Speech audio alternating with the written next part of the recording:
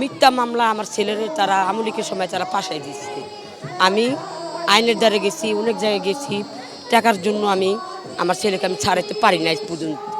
আমার অনেক কষ্ট, আমি বাসায় কাজ করি, সব কিছু করি। করাইলের স্বপ্না বেগম 7 বছর ধরে কারাগারে তার ছেলে। আইন আদালত বিষয়ে ভীতি এবং টাকার অভাবে বেশি দিন আইনি লড়াই চালিয়ে যেতে পারেননি তিনি।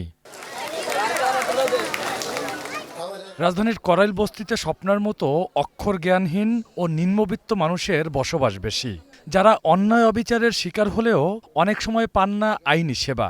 তাই সমাজের অবহেলিত জনগোষ্ঠীর দোরগোড়ায় বিনামূল্যে আইনি সেবা পৌঁছে দিতে এগিয়ে এসেছে সরকার। জার্মান সরকারের আর্থিক সহায়তায় ও আইন মন্ত্রণালয়ের উদ্যোগে ভ্রাম্যমাণ লিগ্যাল এইড ক্যাম্পের উদ্বোধন করা হয় করাইল বস্তিতে, যেখানে পারিবারিক জমিজমা সংক্রান্ত, নারী নির্যাতন থেকে শুরু করে সব ধরনের আইনি সহায়তা দেওয়া হবে।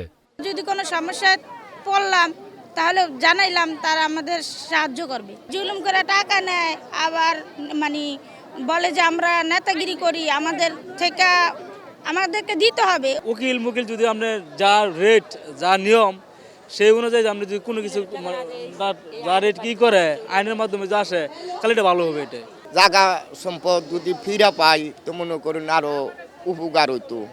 উদ্বোধনী অনুষ্ঠানে আইনমন্ত্রী বলেন, অবিচারের শিকার হয়ে কেউ আইনজীবী নিয়োগ করতে না পারলে 16699 হটলাইন নম্বরে কল দিলে সহায়তা পাবেন। পাশাপাশি মিথ্যা ও হয়রানিমূলক মামলার সংস্কৃতি থেকে সবাইকে বেরিয়ে আসার আহ্বান জানান তিনি। যদি আমার কোনো মা বোনেরা শ্লীলতাহানির শিকার হন, ধর্ষণের শিকার হন, ভয়ে ডাক্তারের কাছে যেতে পারছেন না, ভয়ে থানায় যেতে পারছেন না, ভয়ে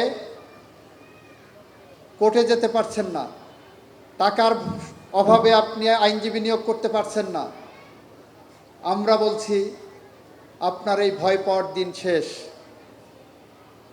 আমরা বলছি সরকার আপনার পাশে থাকবে। আমরা বলছি বিনা বেতনে, বিনা টাকায় আপনি এই লিগ্যাল এইড সার্ভিসটা পাবেন। আইনজীবী আপনার পাশে যিনি থাকবেন তাকে টাকা দেবেন সরকার। বর্তমানে দেশে প্রায় ৪৫ লাখ মামলা বিচারাধীন রয়েছে। লিগ্যাল এইডের এমন উদ্যোগে আদালতের উপর থেকে মামলা জট কমবে বলেও আশাবাদী আইনমন্ত্রী। তারা যে আপনাকে সেই সহযোগিতাটা দেবে। Rakibul Rahat, One News, Dhaka. পারিশ্রমিকে